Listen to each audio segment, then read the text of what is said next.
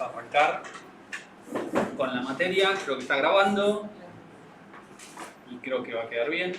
Esperemos. Con la materia Laboratorio de Computación 1, ¿sí? Esta es una materia de primer cuatrimestre, obviamente, que les va a habilitar a ustedes de regularizarla a poder cursar Laboratorio 2 y Programación 2, ¿bien? No es la única materia que necesitan para eso, pero es una de las que, por correlativa, les permite eso, ¿sí?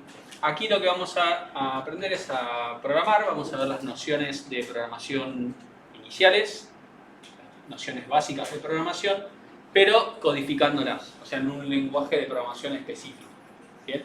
Mientras que, y en paralelo, en programación 1 hacen lo mismo, pero con un lenguaje de diagrama de flujo. Utilizan esquemas, ¿no? Símbolos que representan acciones que puede hacer la computadora.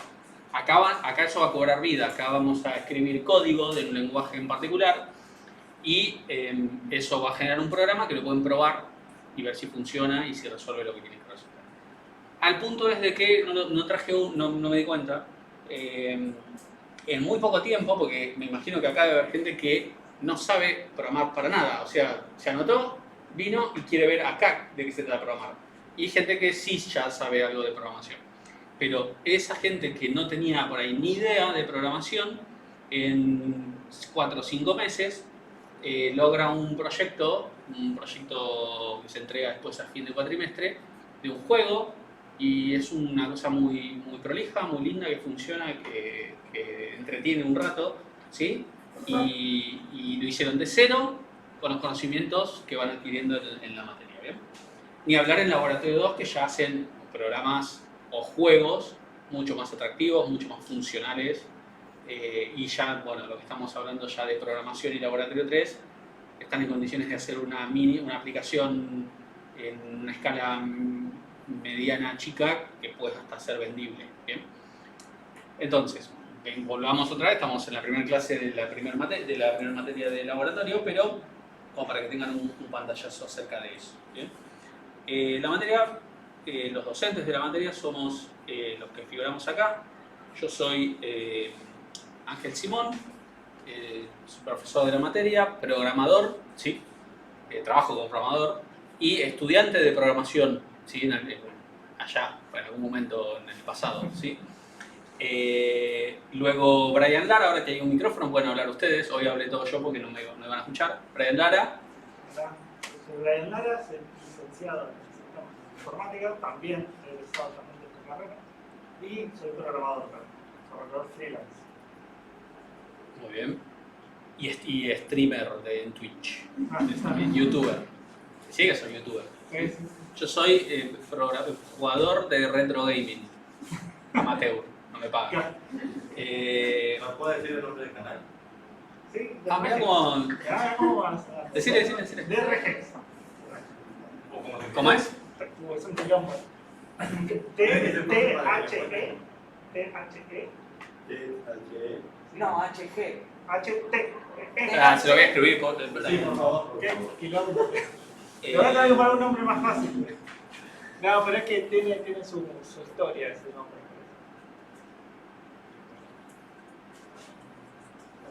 Ah, sí. Perfecto. Si no, si buscan Brian Lara en YouTube.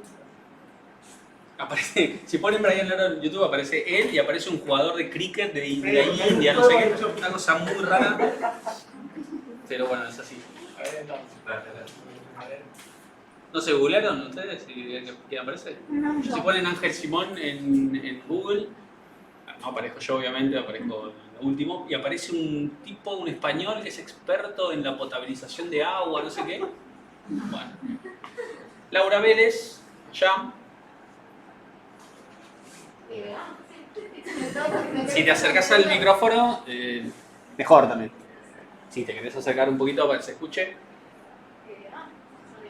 Sí, pues el micrófono lo tenemos acá.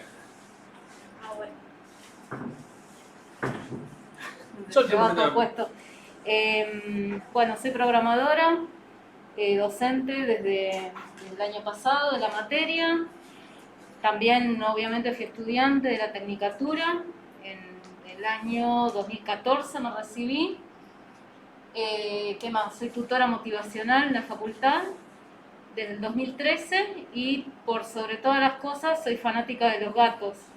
Podemos charlar los interesados de algún tip, algo cuando el Michi no hace caso, podemos hablar sin problema. Muy bien. Fíjense que cada uno nos especializamos en una cosa. Soledad Arena, ahí está. Ayudante de trabajos prácticos. Bueno, yo soy estudiante, estoy haciendo el último cuatrimestre de esta carrera y bueno, y trabajo desde que empecé la carrera en el segundo cuatrimestre ya en sistemas. Soy amante también de los gatos. Sí. Jugadora de handball. Sí, soy jugadora de handball. Estoy lesionada ahora, pero bueno, ya la semana que viene vuelvo. Seguí porque te comento. Estiralo. Bueno, soy estudiante de física también. Ahí está, ¿ves? Me falta la tesis, pero bueno, por el tema de la pandemia todavía no la pude arrancar. Y ahora el trabajo de lunes a viernes de los 17 se me está complicando, así que bueno, voy a ver si este cuatrimestre la termino. Nada más, ahora sí. Bien. No. Y Catalina Ávila, que también es ayudante de trabajo práctico, es estudiante avanzada de la carrera, obviamente esta materia la aprobó, ¿sí? Tengo entendido que todavía no es programadora, cuando decimos programadora es profesional, ¿no? Trabajar de eso.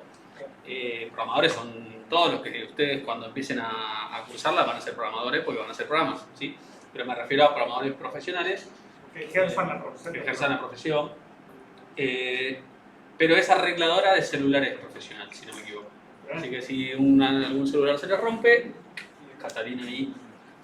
Bien, bueno, ahí estamos todos los que vamos a formar parte de este equipo. Y para que este cuatrimestre veamos estos temas. Bien, son a grosso modo los contenidos de Laboratorio 1 que van a ver que tienen muchísima relación con los de Programación 1 y que comienza desde lo más básico, que es la estructura de secuencia, que hoy un poco ya lo vamos a mencionar, a la estructura de decisión, que creo que conocen por haber hecho el curso de nivelación, el curso introductorio, y después tenemos estructuras de repetición, vectores y matrices, que son también contenidos que vamos a ver, manejo de cadena de caracteres, algo de punteros, ¿sí? En eso no vamos a hacer mucho hincapié porque en Laboratorio 2 después hay tiempo para eso, funciones, ¿sí? Eso es algo importante que vamos a ver, y proyectos de software, que eso es algo que tiene el IDE, que también les explico en un ratito qué es un IDE, y que les va a servir para el examen, ¿bien? Los proyectos de software. Para todo le va a servir para el examen, obviamente, pero eso puntualmente. Con respecto a las situaciones de evaluación, bueno, van a haber varias, ¿sí? La primera situación de evaluación son autoevaluaciones. O sea, son evaluaciones que ustedes van a tomar en el campus virtual, ¿sí? Va a haber una para cada tema, o sea, de estos que estuvimos mencionando acá. Probablemente haya alguno que no, pero la mayoría van a tener una autoevaluación. Y esa autoevaluación va a tener un resultado que es inmediato, numérico, y que más o menos no, y que va a medir su conocimiento sobre esos temas, ¿sí? El camino ideal sería que nosotros presentemos el tema, se habiliten en el campus virtual el tema con los apuntes, con las guías de trabajos prácticos, que los practiquen, y una vez que están seguros y seguras de que lo dominan, lo manejan, hacen la autoevaluación. Seguramente les va a ir bien. Ir bien sería una nota que supere, no sé, el 60%, ¿sí? de lo que evalúa. Y aprobar cada una de las autoevaluaciones lo que les permite es, o lo que les habilita, es la realización del examen integrador, ¿sí? El examen integrador va a ser un proyecto, un programa que van a tener que hacer en equipos de hasta 4 personas, ¿bien? En el cual nosotros les vamos a dar una consigna y ustedes van a tener semanas para poder resolverla. La van resolviendo en su casa, se juntan de forma virtual, de forma presencial, como más les guste, van desarrollando ese programa y una vez que está a su criterio terminado y listo para defender, para presentar, solicitan una defensa con nosotros, ¿sí? Con cualquiera de los docentes que estuvimos viendo hoy. No es que eligen, yo quiero que me corrija tal, no. Piden que hacer la defensa, después nosotros nos organizamos para corregirles. Esa defensa puede ser, va a ser individual, o sea, acá dice grupal, ¿sí? Porque el trabajo lo hicieron en grupos, o sea que tranquilamente podrían estar, imagínense que hacen grupo ustedes 4, ¿sí?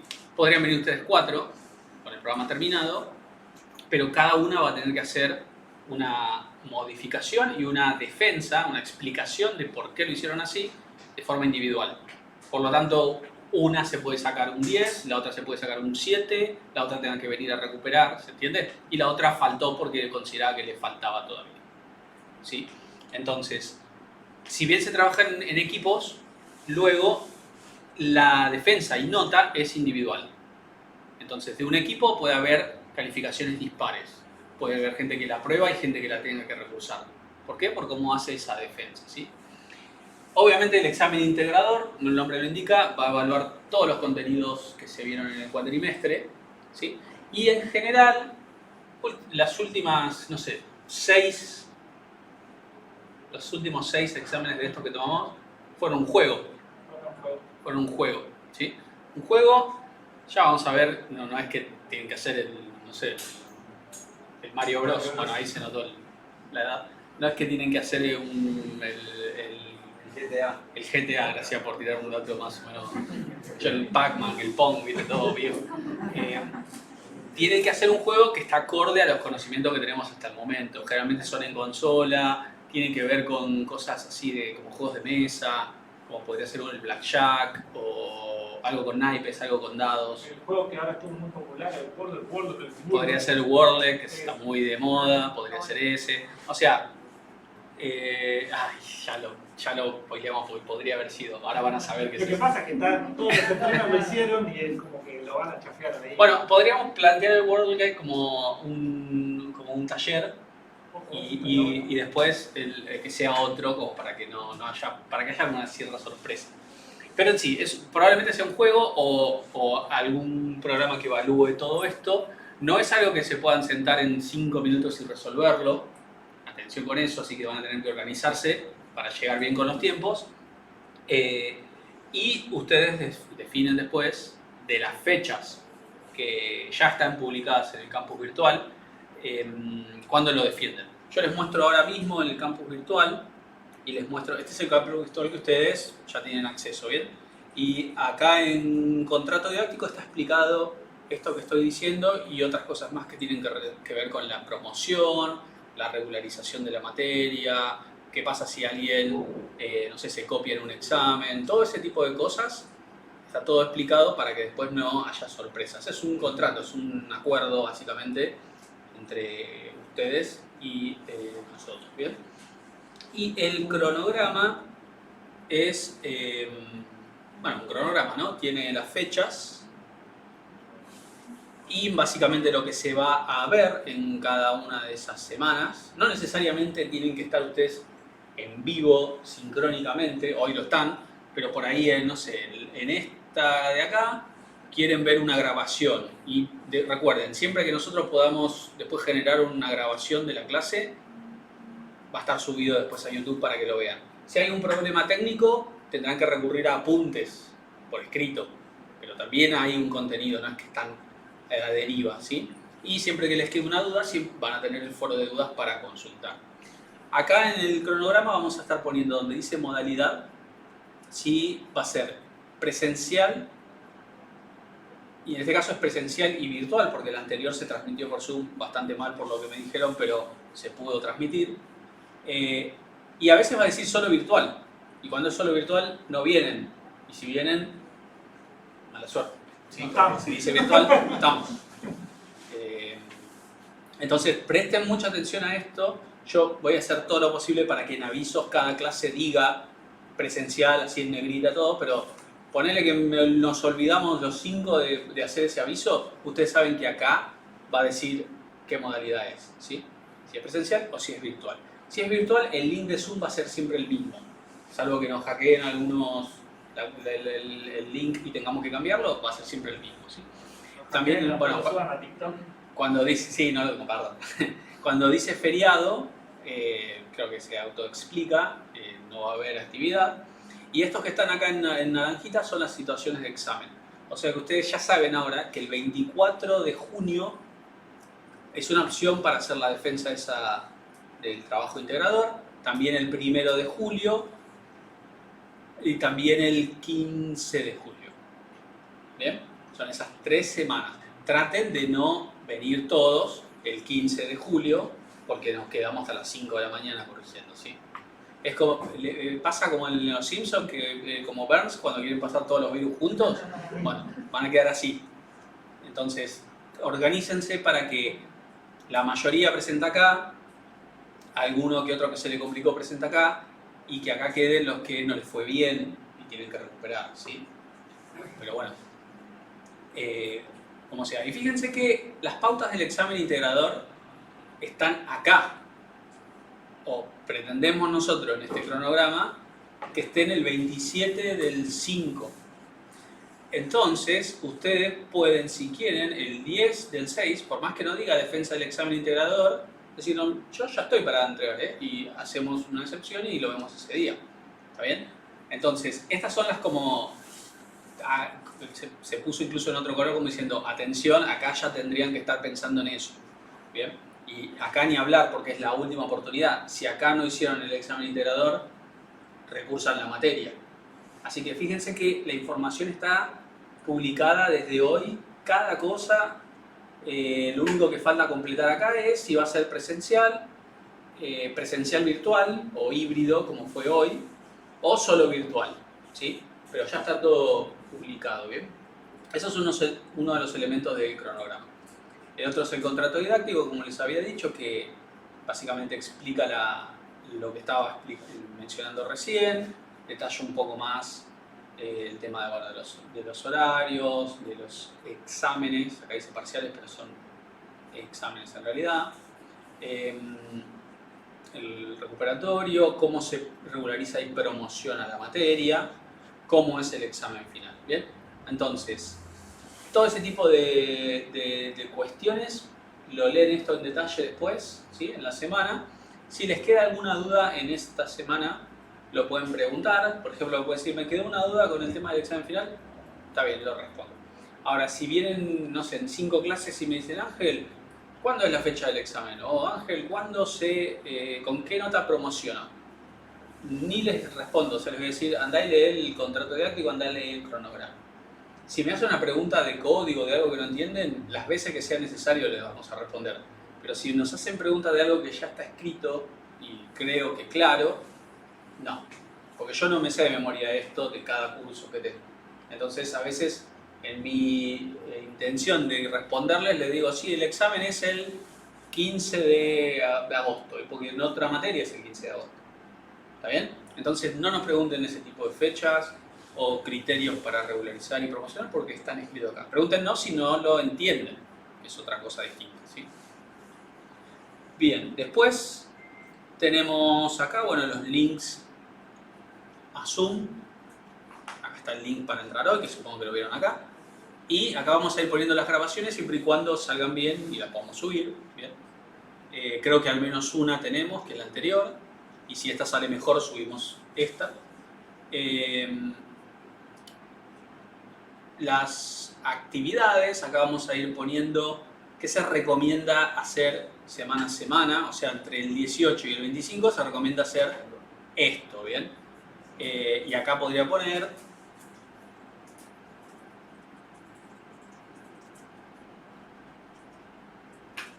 después ponemos acá qué ejercicios del TP1 como para que intenten hacerlo. Si no salen, no se preocupen, pero ya como para que tengan claro qué sería recomendado. Obviamente, los apuntes de los temas que están habilitados, obviamente los tienen que leer.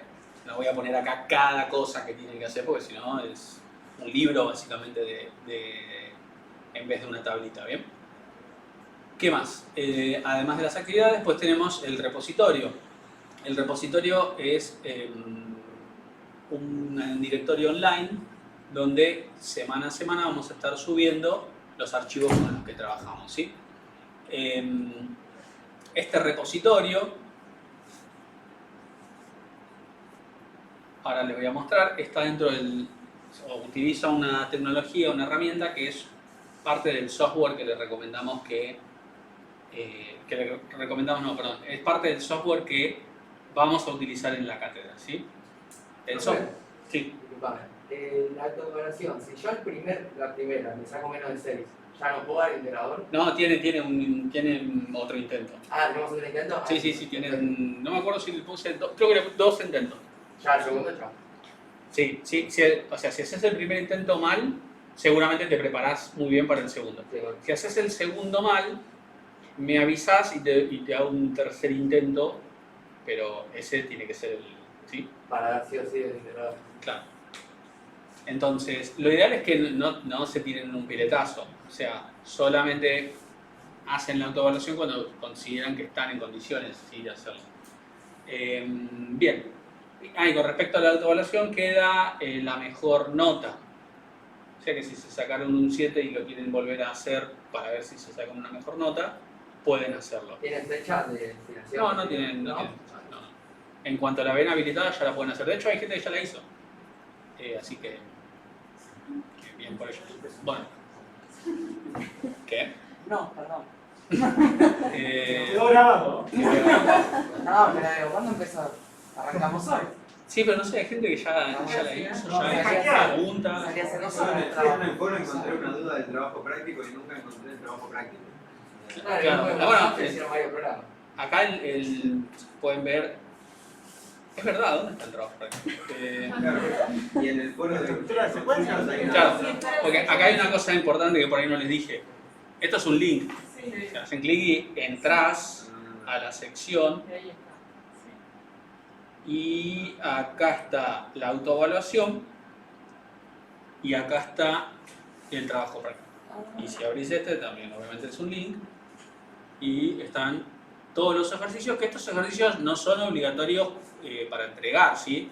O sea, no es que los 400 que son ustedes suscriptos van a entregar estos 15 ejercicios y nosotros, porque si no dormimos nunca más hasta el 2050, ¿no? Ustedes hacen esto y para practicar, para sentar los conocimientos, ¿sí?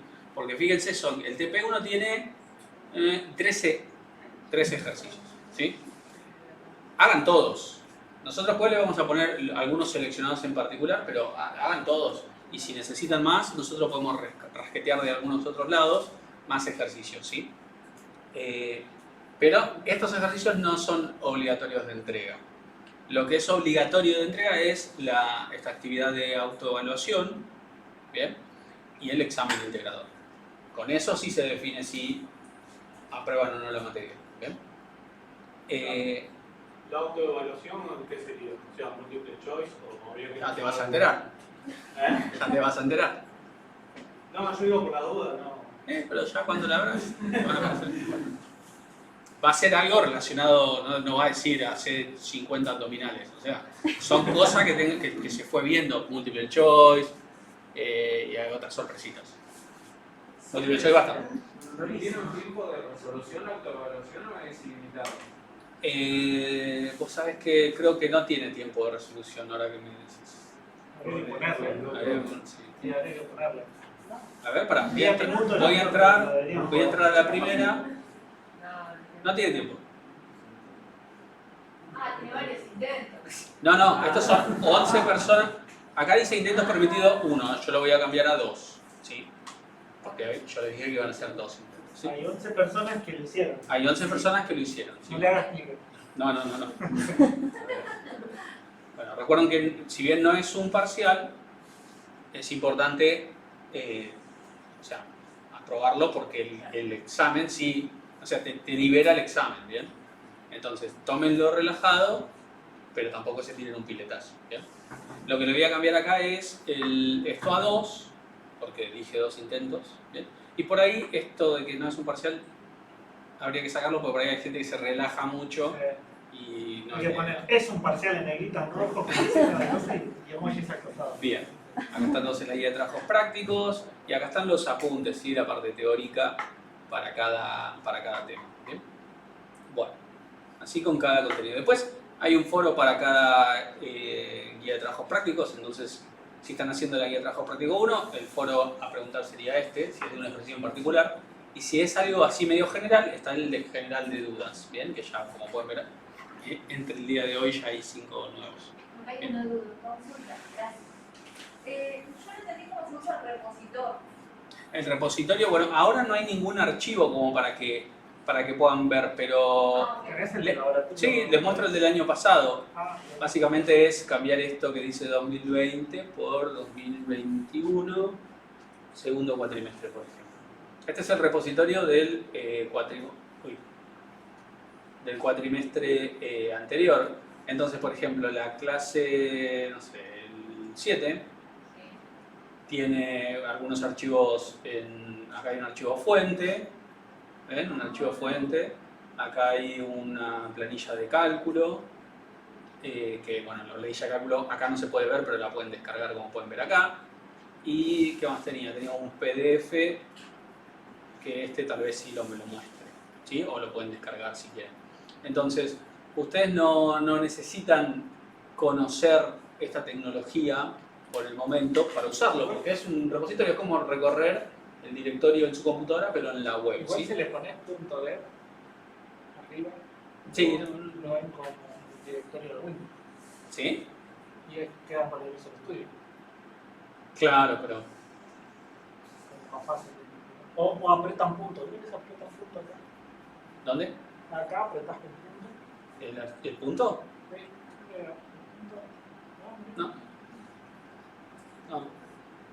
Pero con eso me parece que para no complicarlos. Y otra cosa que pueden hacer es, si por ejemplo hace varios días que no se descargan nada, siempre pueden venir acá, descargar como zip y les descargan un zip con todo ya, para ir uno por uno. Recuerden, este es del cuatrimestre anterior. Pero después, como estábamos mostrando acá, Esos son archivos extras que va a haber aparte claro, que va agregando. exactamente. Ahí no van a estar los apuntes o las cosas o los videos. Son los archivos extra que se ven en una clase en particular, una diapositiva, un archivo de texto, una planilla que haya hecho por alguna razón. Todo eso voy a poner. Ustedes ahora dicen, profe, no sé cómo se hace el ejercicio 7. Entonces empezamos a resolver el ejercicio 7 y después queda el archivito del ejercicio 7 y ese se sube al repositorio. Usted, Complementos. claro. Claro. Entonces, del software que vamos a utilizar, el que ustedes van a utilizar sí de forma obligatoria es el que yo les recomiendo, CodeBlocks, la versión 20.03, que es la última. Si quieren alguna versión anterior también, pero mejor siempre tener la última versión. En el campus virtual está el link de descarga, ¿sí? Y el CodeBlocks funciona tanto para Windows como para Linux. Si alguien usa Linux, puede usar el CodeBlocks también. Si no quieren usar el CodeBlocks o no les anda o la razón que sea, en Windows también pueden usar el Dev C++, que es otro software para lo mismo, para programar en C++. Si no, pueden usar el Visual Studio, que a mí me encanta el Visual Studio, pero es muy pesado. Pesa como 15 GB la descarga, la instalación debe ocupar mucho más, y en RAM correrlo debe pesar casi 1,5 GB de RAM. O sea, es pesadito. Si tienen una netbook o una computadora media vieja, no les recomiendo. Eso iba a preguntar, el primero pesa mucho porque tengo una computadora. Este debe pesar 200 megas. 200 megas. Sí, ¿tenés una computadora media vieja? ¿Con qué sistema operativo? Media es una manera de decir. Bueno, totalmente vieja. ¿Con qué sistema operativo? Es la media. ¿Tiene Windows? Sí. ¿Y qué Windows tiene? El de la de mi abuelo. Windows 95. Tiene Windows 95. Digo ese. Me fue 810, en serio. Y cuando pusiste eso, que había que descargar eso, dije, me parece que le había mandado a alguien que sepa para que trate de actualizármelo lo más posible. Es una PC. Una notebook. La puedes traer acá si no. Bueno, La muestra acá y nosotros la Lo vemos. dijo dudando, después como, bueno. Bueno, mejor con alguien que sepa, dijo. Mejor con no confío. Digo, la gente de armado de preparación. Sí, ella. Nosotros hablamos mis honorarios. Sí. claro, te doy un gatito.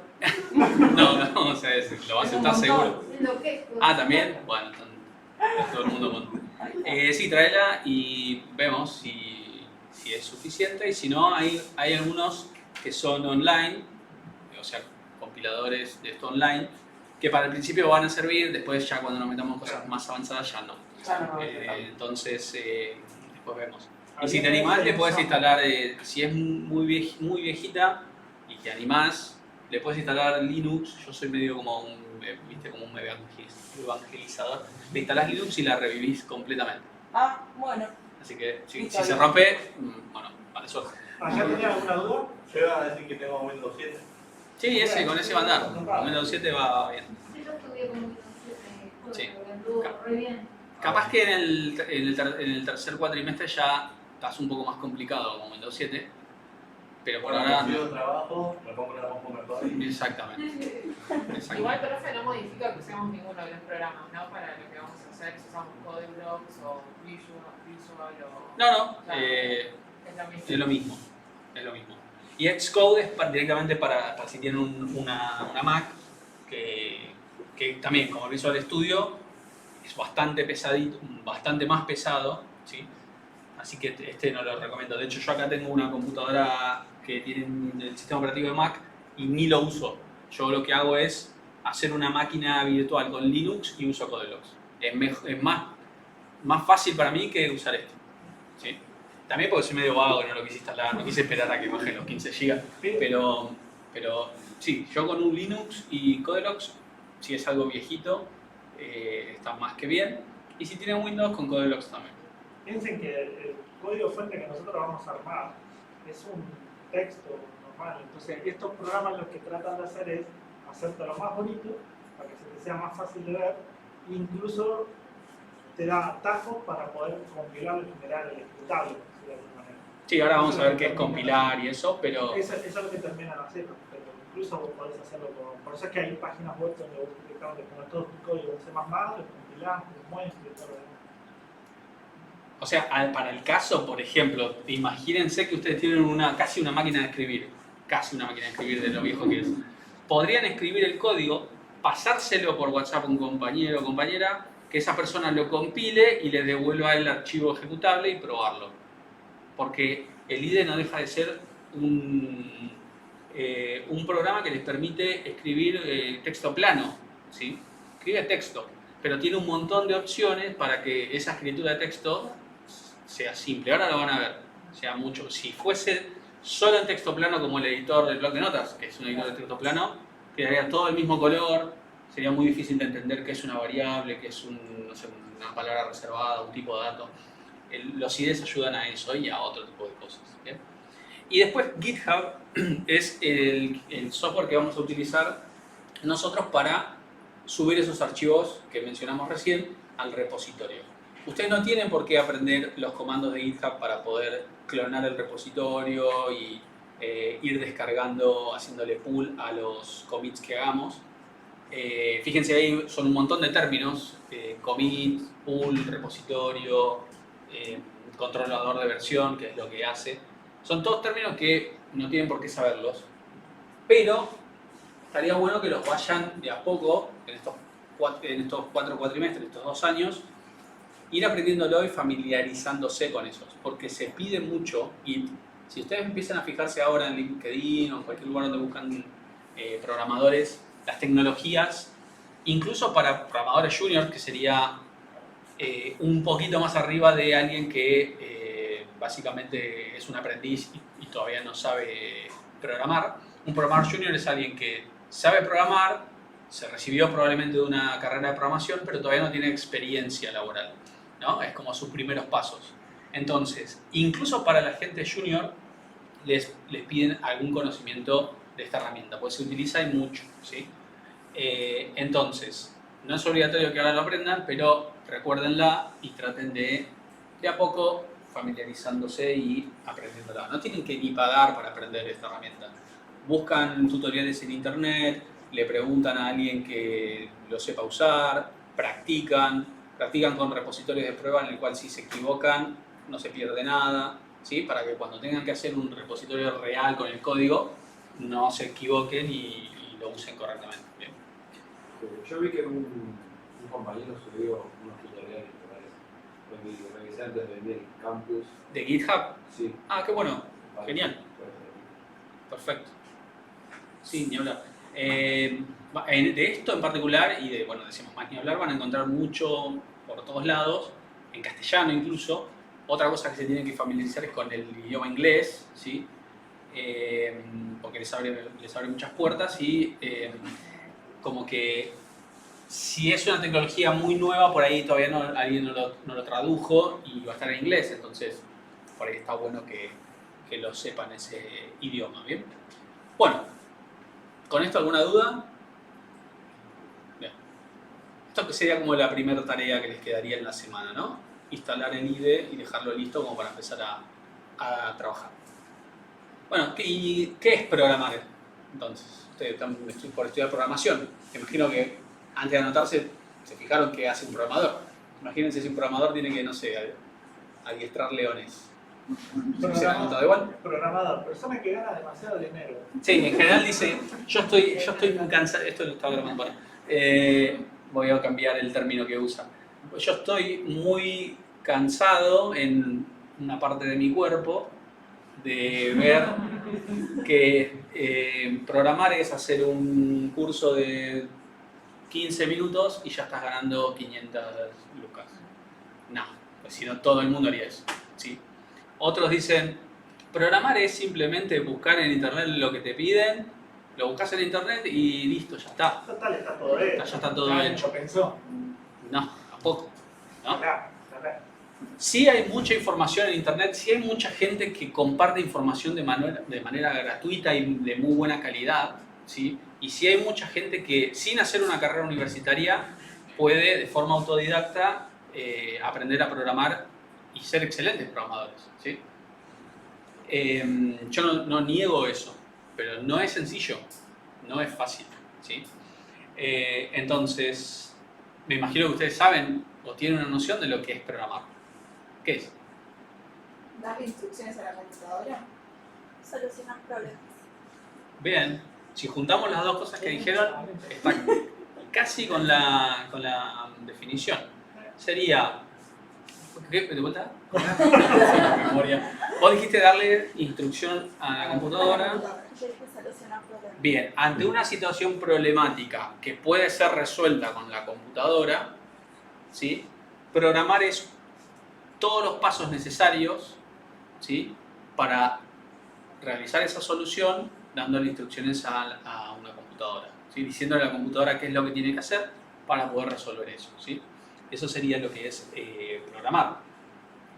¿Y les parece que es lo mismo programar que codificar? Primero, ¿saben lo que es codificar? Sí. Para eso está el código. Vos pusiste, no sabías bien qué es codificar. No. Codificar es escribir código de un lenguaje de programación para hacer un programa. ¿Sí? Escribís el código diciéndole a la computadora paso por paso qué es lo que tiene que hacer y eso después se transforma en un programa. Eso sería codificar. Entonces, esa acción, ¿es sinónimo de programar? Ah, no. Sería parte del programa.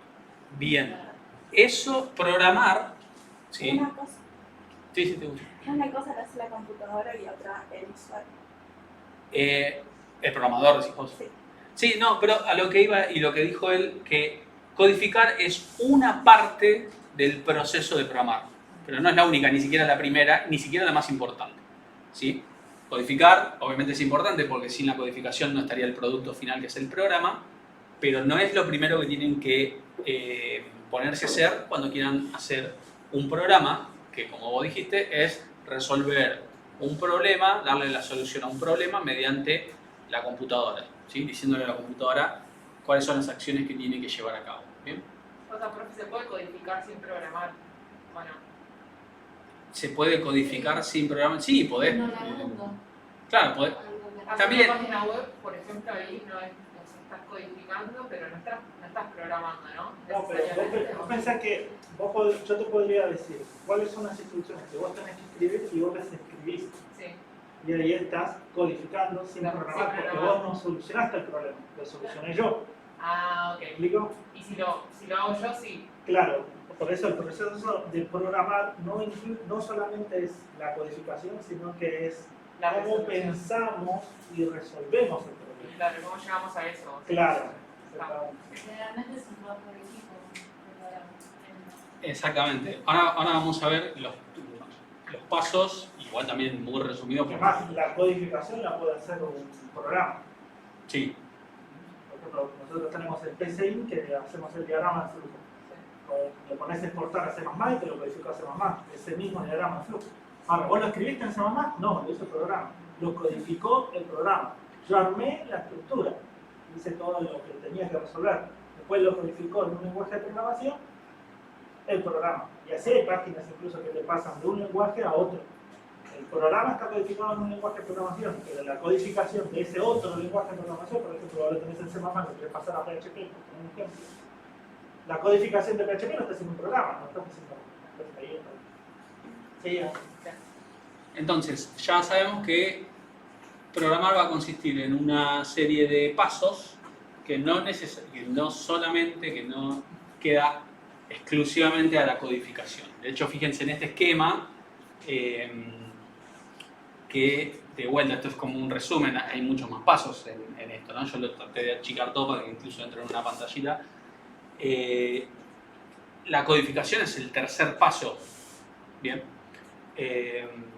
Porque antes de poder, de vuelta, decirle a la computadora todas las instrucciones para que pueda generar un producto, un programa que resuelva un problema, yo tengo que poder haber analizado el problema y entendido exactamente qué es lo que tiene que resolver la computadora. Porque si yo no entendí qué es lo que tiene que resolver la computadora, ¿cómo se lo voy a decir para que lo haga? ¿Bien? Entonces, esto es fundamental. Si yo me equivoco acá, bueno, ahora vamos a ver qué pasa si yo me equivoco acá. Pero esto es fundamental. Por ahora los problemas que van a hacer son bastante sencillos al principio, después no, pero al principio son bastante sencillos y esto es como que sale así casi automático y cada vez se pone más difícil y más difícil. Entonces, siempre es preferible que se tomen un tiempo y que quede bien claro esto y después recién pasen por los demás pasos, ¿sí? Entonces, primero tienen que saber y analizar cuál es el problema. Si, por ejemplo, es un programa que se los pide un cliente y ustedes están por vender, tendrán que tener una charla con el cliente y tener bien en claro qué es lo que quiere, de dónde sale la información, cómo la quiere visualizar, dónde se va a guardar. Bueno, eso por ahí sí es una decisión del programador, pero tiene que quedar muy claro bien eso. Después recién se hace el diseño de la solución. Se va a pensar qué estructura de datos y qué estructuras de programación se van a utilizar, que se van a combinar entre sí para poder resolver el problema, ¿sí? Acá, por ejemplo, una herramienta muy útil que podría venir es el diagrama de flujo. Poder tener en claro los pasos, ¿sí? Del algoritmo del programa, pero todavía no lo codifico. Acá sí me meto en la codificación. Elijo un lenguaje de programación, empiezo a escribir cada una de las instrucciones que necesito para poder pasar esto a un lenguaje que entiende la computadora. En nuestro caso les dijimos el lenguaje, estaba escrito, ¿no? El lenguaje es C++, ¿sí? Y después hay un cuarto paso que no en todos los casos existe, que es la compilación. No todos los lenguajes son compilados, ¿sí? Partamos desde que el código código fuente de un programa, cuando yo lo codifico, como habían dicho Brian, es texto plano, ¿sí? Es un archivo de texto, ¿bien? La compilación lo que hace es no quiero usar esa palabra. La compilación lo que hace es analizar ese archivo de texto y si no hay ningún error en la sintaxis, si está todo ok, generar un archivo ejecutable, que ese es el programa, ¿sí? Pero no todos los lenguajes de programación trabajan así. C++ trabaja así. Si yo no compilo, no puedo probar el programa. No tengo el producto que es el archivo ejecutable. Java trabaja así. C# también. Pero hay otros lenguajes que son interpretados, que no necesitan de un compilador que genere un ejecutable y después que el usuario ejecute el exe, ¿sí? Sino que cada vez que se quiere correr el programa, se interpreta cada una de esas líneas y se ejecuta. Esos suelen ser un poco más lentos, esos lenguajes que son interpretados. ¿Alguien conoce algún lenguaje interpretado? PHP es un lenguaje interpretado, JavaScript es un lenguaje interpretado, Python es un lenguaje interpretado, y bueno, yo no me acuerdo, debe haber más, obviamente. Pero son lenguajes que no necesitan ser compilados, no son compilados, ¿sí? Casi todos usan C++, ¿no? No sé si ustedes saben, PHP, Python, Lua, que eso también. Python usa, tiene motores de... El motor está hecho en C++. Sí, en general... El de JavaScript también. En general C, que es como el precursor, ¿está bien dicho? No, el predecesor de C++, C y C++, generalmente están bastante como bastardeados, porque piensan que son como dinosaurios los que usan C y C++. Pero es un lenguaje vigente, porque cada 3 años sacan unas versiones nuevas, y está en todos lados. O sea, uno se compra una TV Smart, y probablemente algo de C, algo programado en C, sea necesario para que eso funcione. Los sistemas operativos creo que también están, el núcleo por lo menos está basado en C++. Exactamente, Linux, el sistema operativo de Linux, su núcleo está desarrollado en C. Últimamente están haciendo muchas cosas en otros lenguajes, pero originalmente y históricamente está hecho en C. Y ustedes dirán, yo no uso Linux. Sí, lo usan todos los días en Linux, ¿sí? Cuando entran a, iba a decir facebook.com, pero eso también es bastante viejo, ¿no? Cuando entran a tiktok.com, probablemente pasen por un montón de servidores y esos servidores están corriendo con un Linux, ¿sí? Así que el mismo Android de los celulares, sí, usa un Linux tuneado para celulares, sí. Entonces, el mismo, bueno, ahora Swift no sé si es tan cercano a C++, pero antes era Objective-C, que también era un primo cercano de C++. Así que es un lenguaje muy lindo para aprender a programar, porque no te regala nada. Es todo difícil con C++, ¿sí? Es una buena forma, ¿no? Imagínense que, no sé, tienen que hacer un asado en el medio del campo. C++ son las 2 piedritas para hacer el fuego, ¿sí? Y por ahí C# o Java es un soplete, ¿sí? Entonces... Que más el bosque antes de poder hacer, pero... Exactamente. Entonces, bueno, o sea, son herramientas. Cada una tiene sus ventajas, sus desventajas. C++ es un lenguaje de alto nivel, ¿sí? Que un lenguaje de programación de alto nivel significa que está más cerca en cómo hablamos los humanos, ¿bien? Un lenguaje como... Sí, yo soy humano. No sé vos, yo soy humano. Cómo hablan las personas, ¿sí? Y cuanto más lejos sea, cuanto más bajo nivel sea el lenguaje, es más cercano al lenguaje de la máquina. ¿Que el lenguaje de la máquina cuál es? Binario. El binario, ¿sí? Entonces, en el medio hay otros lenguajes como el de preprocesador, no está bien dicho eso. El ensamblador, el lenguaje ensamblador como assembler, que después estaría bueno que busquen en internet. Hoy van a ver un código en C++, busquen un código en assembler, pongan en cualquier lado programa en assembler y fíjense lo que hicimos hoy como ejemplo y lo que es un código en assembler, y van a ver la diferencia de eso que yo les digo de cercano al lenguaje humano y lejano al lenguaje humano, ¿sí? En cualquiera de los casos, siempre hablar con la computadora, decirle a la computadora lo que tiene que hacer, requiere de una precisión que cuando estamos hablando nosotros no la usamos. Nosotros somos bastante ambiguos para hablar. Yo te digo, el bufete está ahí a la vuelta, y ahí a la vuelta vos lo entendés. O sea, o llegás, en algún momento te ubicás. O sea, que tienes que salir para acá y tomar una vuelta, ¿no? Yo no te dije ni para la izquierda ni para la derecha y llegás, ¿sí? Así hablamos en general. A una computadora yo no le puedo decir, a un robot yo no le puedo decir el bufete está a la vuelta. Tiene que entender a la vuelta qué. Tengo que decir, camina tantos metros hacia adelante, gira tantos grados, camina nuevamente hacia adelante, ¿bien? Ese nivel de precisión es el que ustedes tienen que adquirir para programar. Porque si yo no soy preciso en todos los pasos que le diga a la computadora cuando quiera hacer un programa, probablemente la solución que después dé no sea la correcta. ¿Bien? Después de ese proceso que habíamos dicho puede estar o no, voy a tener el programa ejecutándose. Y ahí viene un paso que a veces hay mucha gente y empresas que desarrollan software que se lo pasan, que es el testing. El testing también es una parte de la programación, ¿sí? El programa ya está hecho, pero este paso también es parte de programar, que es, bueno, el producto resultante funciona, o sea, hace lo que tenía que hacer. Bien, si funciona, listo, pasamos al paso 6. Si no funciona correctamente, hay que retrotraerse en los pasos hasta que funcione. Y eso puede ser por dos razones. Perdón, y antes, si cuando yo compilo no compila, ¿sí? Si no compila es porque tengo un error de sintaxis. Algo que escribí, el compilador no lo entiende, no le gusta y me tengo que volver al paso 3 y arreglarlo. ¿Bien? Tengo que cambiar el código.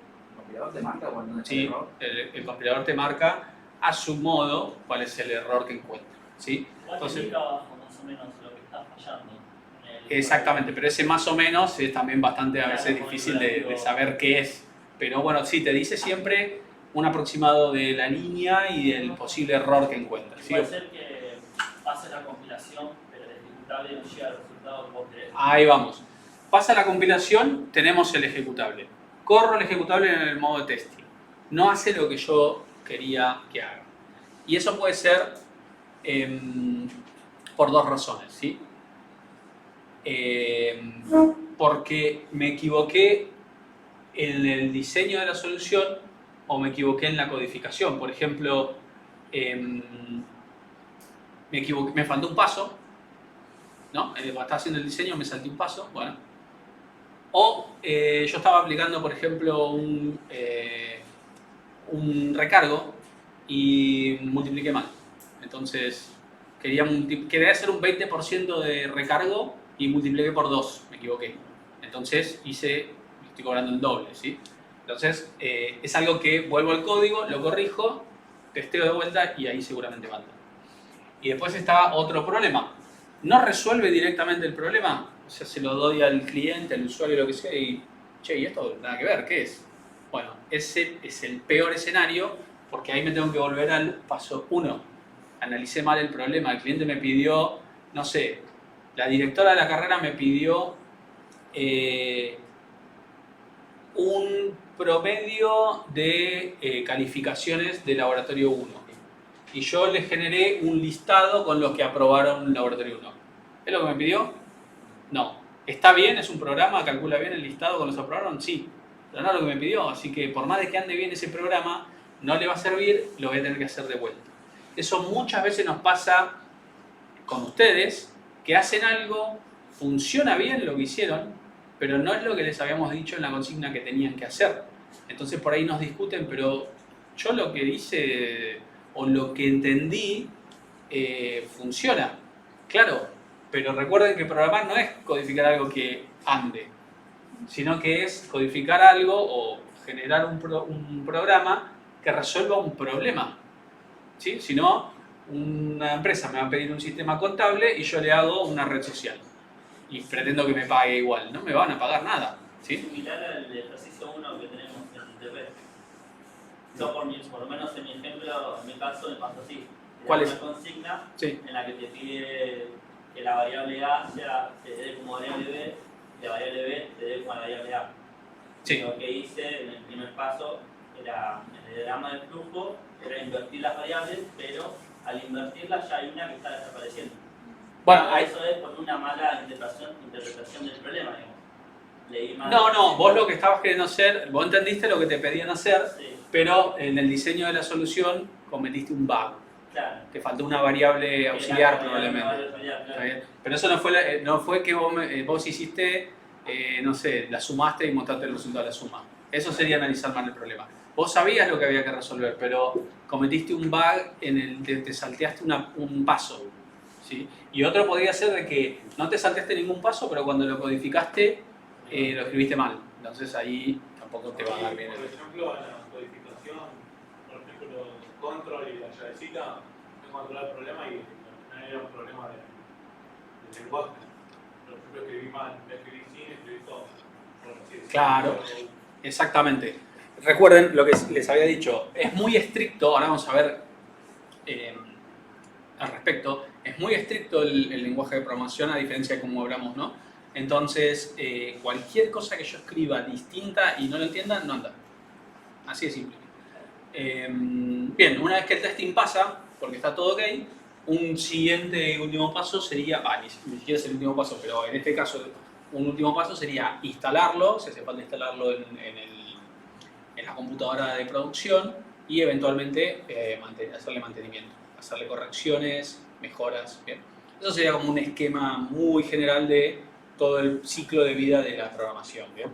Ustedes estarían acá, pero también tienen que estar acá. No necesariamente en el ámbito profesional estén acá, pero en general siempre un programador testea al menos una vez lo que hizo antes de pasarlo a un profesional que es el tester, que se encarga y hace muy bien eso, por eso los odiamos tanto, hace muy bien esta tarea. Creo que había un tester. ¿Está acá el tester? Ajá, no debe querer levantar la mano. Bueno, el tester es un profesional de la informática que sabe muy bien encontrar errores en sistemas. ¿Sí? Y es fundamental también para el desarrollo de software, porque antes de dárselo al cliente, yo me aseguro de que una persona experta en testing lo probó y no saltó ningún error y siempre el resultado está acorde a esto, a lo que se pedía. ¿Sí? Y recién ahí después lo usa el usuario. La peor situación es que el usuario te tenga que decir esto no anda, ¿sí? Porque te lo va a decir una vez, después te lo va a decir otra vez, ya va a estar más enojado y después por ahí te despide directamente como proveedor, ¿no? Sí. También eso te puede servir como para optimizar, digamos, el proyecto. ¿El testing? Claro, digo, no sé, quizás tiene un tramo de código que quizás lo puedes simplificar. Sí. El tester por ahí, si es un tester que sabe programar, tal vez lo puede hacer. Si el tester hace solo su tarea de testing, no va a analizar mucho el código para ver si algo se podría hacer mejor. Pero eso también es un paso que es el code review, que lo hace otro programador. En empresas que están bien organizadas eso existe. Y antes de que pase a testing, una persona que sabe programar mira las líneas y dice, sí, esto parece estar bien, y lo pasa. Ojo que hay distintos tipos de testing que se hacen. También. Está el testing de rendimiento, que es para ver qué tan óptimo es lo que estás desarrollando. Entonces ese es otro tipo de testing. Ese también se tiene que programar, tiene que armar. Hay todo, hay programadores que hacen automatizaciones de los testing. ¿Okay? Hay un ejemplo, mira. Son contadores. El nombre del área a veces en algunas empresas es QA, que es como garantizar la calidad del producto. Y sí, algunos te pueden marcar que tarda mucho en ejecutar un proceso. Por general no ven código, pero sí, si es programador, capaz que sí. En general hay muchos tipos de testing, pero hay un testing que se llama testing unitario, que se prueba una única cosa para ver si hace exactamente eso, y un testing de integración que se prueba todas esas mini testing unitarios que hiciste íntegramente, ¿no? Y un ejemplo podría ser, bueno, yo tengo un cuadro de texto donde pongo, no sé, el nombre de una localidad y me aparecen todos los clientes o proveedores de esa localidad. Bueno, entonces yo pruebo, pongo el nombre de la localidad, aparecen los clientes de esa localidad, perfecto, bueno, ahí ya probé una cosa. ¿Se ve correctamente la información de los clientes? ¿Es la información que tiene que mostrar? ¿Muestra, no sé, la razón social y el quit? Sí, perfecto, ya probé unitariamente otra cosa. Pero la integración sería, bueno, llevarlo a una situación real y después para ir a una situación real lo que pasa es, bueno, pongo Ciudad Autónoma de Buenos Aires. y me aparecen, no sé, 1000 proveedores. Y yo no le puse un scroll bar, así que se ven los primeros 20 y los demás ya no se ven más. Entonces el programador capaz que prueba con 3, 4 y ya está. El tester se toma el trabajo de hacer un caso más real que usaría el usuario. ¿Sí? Por lo general, el programador no es buen tester de lo que programa. O sea, Sí. como que el programador tiene una visión un tanto limitada, como que él sabe lo que tiene que hacer el programa, entonces prueba algunas cositas así como que trata de no romperlo. Y el tester, por el contrario, lo que quiere es romper para que se rompa en la empresa antes de que salga a producción y no tenga que encontrarse con esa situación en el usuario, ¿no? Exactamente. Es todo lo contrario al ambiente ideal. Exactamente. Claro. Bueno, esa palabra, ese término ambiente ideal, lo vamos a usar mucho acá porque nosotros al principio vamos a estar en un ambiente ideal. Y después ya no. Más adelante. No pasa nada, no pasa nada. Mucho teatro. Ya todo armado. Sí, pues ya no. Faltan celulares, ¿viste? Todo turbio. Ay, se me la corta, Dios santo. No. Se puso returbio esto, ¿no? Bien. Eso que dijiste de ambiente ideal, después no va a estar más. Y entonces ustedes van a tener que hacer un sistema más consistente, más validado, más profesionales. Al principio, no. ¿Por qué están aprendiendo? ¿Sí? Bueno, vamos a ir pasando así, nos vamos tan tarde. Bien, eso de analizar el problema que anda por acá, entre el análisis del problema y el diseño de la solución, podríamos también dividirlo en estas 3 partes. ¿Qué sería? Primero, identificar cuáles son los datos de entrada. Bien, yo tengo que tener bien claro qué información de la que está disponible realmente me es útil para el programa y cuál no. Luego poder identificar cuál es la información de salida. Yo tengo esa información, bueno, algo le voy a tener que hacer a esa información para que se transforme en lo que la persona me está pidiendo. ¿Bien? Y por último, diseñar el algoritmo. ¿Bien? Entonces, esto es clave también. Siempre les recomiendo que, aunque parezca tedioso, piensen los datos de entrada, la información de salida y después recién se pongan a codificar o a diagramar. ¿Bien? No empiezan a tirar líneas de código por tirar porque en general, no sé, escriben 50 líneas de código muy rápido y de esas 50 después les sirven, no sé, 20 o 10. En cambio, si lo piensan bien, van a tardar un poco más en escribir en código, pero cuando escriban un código probablemente sea el que funcione. Bien, bien, ¿hasta acá alguna consulta? Bueno. Incluso eso háganlo ahora con ejercicios chiquitos, que ustedes pueden decir, bueno, así es muy chiquita, ahora son una boludez, para generarse la costumbre de hacerlo, de pensar los datos de entrada, pensar los datos de salida y cuáles son los procesos que se tienen que hacer antes de ponerte a codificar. Sí, porque como cualquier actividad que hagan, ¿no? Siempre arrancan con algo más sencillo, más chiquito, lo tratan de hacer bien, ¿sí? Para que cuando hagan algo un poco más complejo ya estén acostumbrados a hacer bien los pasos anteriores para que les salga bien siempre. Acá lo mismo. Esto que nosotros decimos que es una buena práctica, háganlo aunque el programa no sea muy grande, ¿sí? Para que después cuando tengan un programa un poco más complejo de resolver, ya tienen esto definido. Y fíjense que pensar cuáles son los datos de entrada es determinar cuántos van a ser, cuáles son, ¿sí? Cuántos se sabe qué cantidad es. Y cuáles, una buena forma de saber cuáles es nombrarlos, ponerles un nombre y determinar su tipo de datos. Eso es algo ya más de programación. Ahora vamos a ver qué es un tipo de dato, pero yo tendría que poder saber cómo se va a llamar cada uno de los datos de entrada y de qué tipo van a ser. ¿Bien? Después hago lo mismo con la información de salida. Y con la información de salida yo tendría que pensar, no está escrito ahí porque sería muy largo, pero yo tengo que pensar de vuelta de qué tipo de dato va a ser lo que voy a mostrar. Tengo que mostrar al final un número, un texto, no sé, no se me ocurre otra cosa, pero... Sí, eso lo necesitamos bastante con la programación. Perfecto. En el curso de ingreso. Y en realidad mi vieja es programadora, hace 30 años. Y sobre todo lo que ella me decía es focalizate en exactamente eso. ¿Qué necesita y qué le tenés que responder.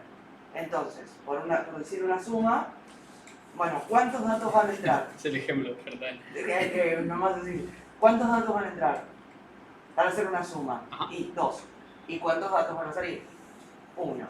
Entonces ya ponete 2 y ponete 1. Lo del medio después lo pensás. Exactamente. Pero entendés que para salir solamente tiene que salir una sola cosa. Exactamente. Fíjense que, como decía ella, son las dos puntas del proceso.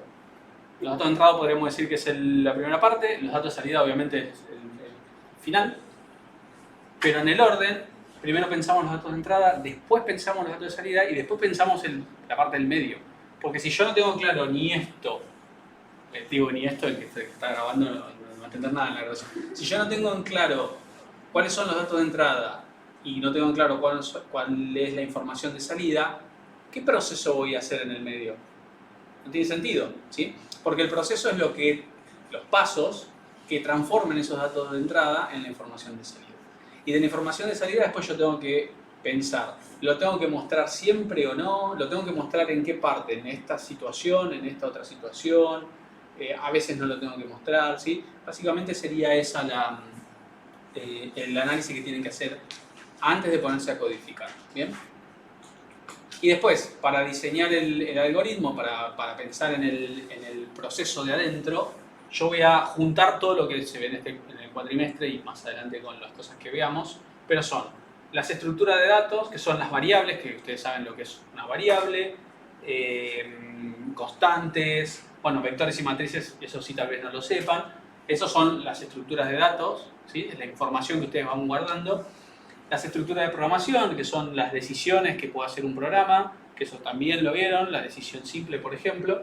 Estructuras de repetición, funciones, clases, bien, todas las cosas que se va a ir viendo durante la carrera. Se junta todo eso para armar el esquema general de un algoritmo, ¿bien? Y ahí surge esta palabra algoritmo, que es muy conocida, muy utilizada en la informática, que es eso, es la secuencia de instrucciones, ¿sí? Dice no ambiguas y finitas, eso para dar una definición muy formal, pero básicamente es la secuencia de instrucciones, cuando es no ambiguas, es sin posibilidad de doble entendimiento, ¿sí? Sin que yo entienda una cosa y venga otro y después entienda una cosa distinta. Tiene que ser muy claro la instrucción que tiene que hacer. ¿Y finita qué le parece que es? Que tiene fin. Finita sería que no es infinito, básicamente, ¿sí? Y que resuelven el problema planteado, el problema dentro de un contexto, ¿sí? Eso sería el algoritmo o programa que ustedes tienen que generar, ¿bien? Lo pueden hacer en un diagrama de flujo o lo pueden hacer, en este caso, en el laboratorio 1 con C++, ¿bien? Bueno, ahora vienen varias cosas, vamos de a poco. Vamos a nombrar muchas cosas de las que vamos a ir viendo en el transcurso de la semana, ¿sí? Pero las vamos a nombrar y presentar ahora para que cuando digamos qué es una variable, qué es un operador, qué es una expresión, más o menos lo tengan en claro, ¿sí? Variables saben lo que es, ¿no? Variables saben lo que es. Constantes saben lo que es. Una variable que no se modifica. Que no cambia el valor. Bueno, es una... sí, sí. Claro, como que le agregás un valor ya del principio. Pero a una variable también le puedo agregar un valor del principio. Pero no lo modificás la constante. Ahí va, sí. Entonces, lo que vos habías dicho también estaba muy correcto, pasa que, como dijiste variable, como que variable da la sensación de que por el nombre va a cambiar, ¿sí? Pero igual, viste que cuando tira error de compilación a veces dice read-only variable. Entonces no está tan mal, no está mal lo que vos dijiste. Por eso que en el anterior le había dicho que existen variables constantes. Claro, Porque, sí, sí. ¿por cómo funciona más? Bien, C y C++, como muchos lenguajes que existen, es case sensitive. ¿Eso saben lo que es? Igual está escrito ahí, ¿no? Pero ¿saben lo que sonaba de antes? Bueno, un lenguaje o proceso que sea case sensitive básicamente diferencia las mayúsculas de las minúsculas. Es decir, yo podría tener una variable que se llame, no sé, Ángel con la A mayúscula y otra que se llame Ángel con la A minúscula y son dos variables distintas, ¿sí? Eso es algo que se van a tener que acostumbrar porque no solemos ser muy precisos en eso tampoco cuando escribimos. Acá sí, ¿bien? Entonces, recuerden eso. Para todo, el lenguaje C y C++ es case sensitive. Bien, veamos entonces qué son esto de las variables. Bien. Ah, no, antes me salté una cosa. Empecé por el último, qué raro. Bueno, palabras reservadas del lenguaje también son elementos en la codificación y son términos, ¿sí?, que utiliza el lenguaje de programación, en este caso C y C++, y que no pueden ser utilizados para otra cosa que para el propósito que se pensó. O sea, me permiten definir o representar tipos de datos, como estos ejemplos que vemos ahí, bool, int, float, char. Elementos de programación, algunos por ahí lo conocen, if y else seguro que tienen una idea de qué se trata, switch tal vez, los demás probablemente todavía no, pero básicamente yo no podría crear una variable o usar una variable que se llame if, porque el lenguaje usa if para las preguntas, para la decisión. ¿Bien? Entonces, todo lo que sea una palabra reservada del lenguaje, yo lo puedo utilizar solo para lo que fue pensado, ¿sí? Para representar un tipo de dato, para hacer una decisión simple, para pedir memoria dinámica en este caso, que lo vamos a ver en laboratorio 2, ¿sí? Yo lo puedo usar para otra cosa. ¿Bien? Entonces, cuando ustedes creen variables, pueden crearlas con el nombre que más les guste, pero no como una palabra reservada del lenguaje, ¿sí? Y entonces, una variable es donde vamos a almacenar la información, ¿sí?, que nuestro programa utiliza para resolver el problema. Bien, ustedes saben que la computadora, ¿dónde guarda la información que se va procesando? En la memoria RAM, ¿sí? Después eso se puede guardar en un dispositivo de almacenamiento, pero mientras está trabajando el programa, lo trabaja todo en memoria, ¿sí? Entonces, en la programación, para poder hacer acceso, para hacer uso a esa memoria, yo lo hago a través de variables y constantes, ¿bien? Para poder crear una variable en el lenguaje C++, yo necesito conocer de qué tipo de dato va a ser y nombrarla, darle un nombre, ¿sí? El tipo de dato, como pueden ver acá, tenemos int, char, float y bool, ¿sí? Hay otros más, obviamente. ¿Qué les parece que puede llegar a ser int? ¿Números? Enteros, ¿sí? Int viene de integer y lo que me permite a mí es, bueno, crear una variable que se llame edad y que esa variable pueda almacenar números enteros. O sea que mi variable edad solamente va a poder guardar números enteros, ¿sí? Sirve para crear variables con una cualidad en particular. Int enteros, chau cuando ya nos vayamos en un rato. Char para caracteres, ¿sí? Acá voy a poder guardar una letra o un número, pero un número no como para hacer cuentas, sino un número como texto, ¿sí? Float para un número pero con expresión decimal, que nosotros le vamos a decir números reales, como en la matemática le dicen números reales, son números que tienen expresión decimal. Los números enteros son los que no tienen la parte decimal. Y bool, no sé si lo conocen, pero bool es un tipo de dato, o en la informática es un elemento que puede tener dos posibles estados, verdadero o falso, ¿sí? Es un valor de verdad, se le suele decir. ¿Bien? Como por ejemplo un interruptor de luz, que puede estar o encendido o apagado. Cuando yo creo una variable de tipo booleana, puede tener dos estados. Y fíjense, justo le pusimos aprobado acá. Un estudiante al final de cuatrimestre puede estar aprobado o no.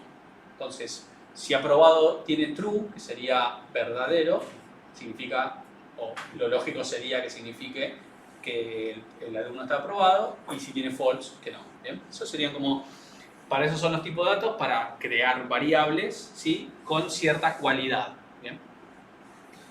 ¿Alguna consulta con respecto a esto? Sí. ¿El punto y coma? El punto y coma, después vamos a ver, nos sirve para indicar que ahí finaliza una instrucción. ¿Como en Excel? ¿Algo así? No, en el Excel sirve para separar parámetros en funciones, de funciones. No, acá sirve para decir, bueno, esta instrucción termina acá. y la siguiente termina cuando esté el punto y coma. Quiere decir, yo podría poner esto todo en una misma línea y no habría problema porque el punto y coma me dice acá termina donde declaré los int, acá termina donde declaré los char y así. Pero nunca lo haces todo en una línea, por favor. Ahora vamos a ver por qué eso nos pone bastante mal. Con lo del bool, yo podría usar un char también poniendo letras, en ese caso aprobado. Sí, podría poner una S para sí y una N para no también. O sea que sería lo mismo usar un char o un bool. No, ¿Tiene algún no. tipo? No sería lo mismo. Podrías darle la misma utilidad, pero el bool te guarda valores de verdad, true y false, y este guarda caracteres. O sea, el bool solo se usa para... El bool solo se limita para guardar esos dos posibles valores. Con un número también vos podés decir el 10 es para cuando aprobó, por ejemplo, y el 100 es para cuando desaprobó. Si lo mantenés en todos lados, te funcionaría como esto, pero no está pensado para eso. Está pensado para guardar números en general enteros, ¿sí? Entonces, si bien se puede llegar a eso que vos decís, a tener el mismo funcionamiento o misma utilidad, este está específicamente pensado para cuando algo puede ser verdadero o falso, ¿sí? Claro, cuando solo tenés esas dos posibilidades. Exactamente. Si ya tenés un abanico más grande, probablemente eso es un int o un char. Bien. Y después tenemos, acá hay un ejemplo de cómo sería un esquema, porque así en la memoria obviamente no es, la memoria no tiene esta forma, pero como para que se den una idea, cada uno de estos son como variables distintas, y yo declaro la variable edad de tipo entero, acá le asigno 20, ya vamos a ver qué es esto, le asigno el valor 20 a la edad, y en ese espacio de memoria se va a guardar esa información. Ese espacio de memoria va a pasar a tener el número 20, expresado como la memoria lo sabe expresar, que es en binario, pero va a estar ahí el número 20, ¿sí? Entonces yo después, con ese mismo nombre de variable que es edad, puedo recuperar ese valor y usarlo para sumar, promediar, mostrar por pantalla, lo que quiera, ¿sí? Así trabajarían entonces las variables. Y después tenemos las constantes, ¿bien? Y fíjense la primera parte de esto. Dice representación simbólica de espacio de memoria en donde se almacenan los datos en procesamiento. Variable, representación simbólica de espacio de memoria en donde se almacenan los datos en procesamiento. Es como que es lo mismo, ¿no? Pero ¿qué diferencia habrá entre la variable y la constante? La variable para intercambiar datos. No del todo, o sea, se puede hacer eso con las variables, pero también con las constantes. Por ahí, a ver, reformulándolo. O sea, sería la constante como más una declaración exacta. ¿Y qué más? La constante no se puede modificar. Eso creo que es lo que quería decir. Mantiene el valor. La constante, cuando yo la declaro, primero le antepongo const, como pueden ver, después el tipo de dato, después el nombre que quiero que tenga la constante, pero le tengo que asignar, al momento de declararla, un valor. Le pongo un valor y luego, durante el transcurso del programa, ese valor no puede cambiar. Por eso es constante. En cambio, la variable yo la declaro, le puedo asignar un valor en la misma declaración, en este caso no, pero se lo asigno después, y después se lo puedo cambiar, y después lo puedo sumar y cambiarlo más, o restar y quitarle valores. O sea, la variable, como su nombre indica, su valor puede variar durante el transcurso del programa, y la constante no, se queda constante.